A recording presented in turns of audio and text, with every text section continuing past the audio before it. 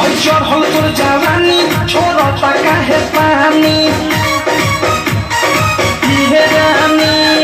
जोबन होई फ्यूज जे करबे तू यूज चढ़ल तोर जवानी छोड़ता काहे पानी लौके तो बनी न्यूज जदी उठी से तार लौके तो बनी न्यूज जदी उठी से तार होई तो दोनों इंडिकेटर होई तो दोनों इंडिकेटर तेरे दोनों इंडिकेटर हाय रे दू इंडिकेटर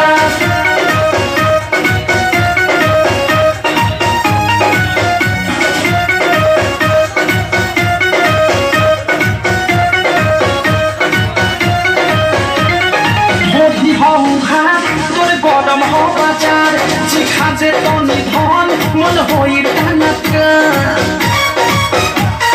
दादा रे दादा ढोढी हो घाट तोरे गरम हो बाजार जिखा जे तनी धन मन होई टानका धोली कोनो गली फस जाई में तोर धोली कोनो गली फस जाई में तोर होई तो दोनों इंडिकेटर होई तो दोनों इंडिकेटर तेरे दोनों इंडिकेटर हाय रे दू इंडिकेटर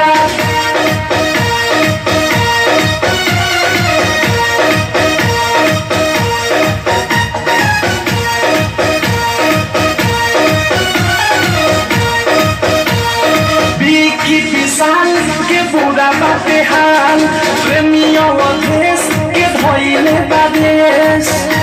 सुनती हो बिकी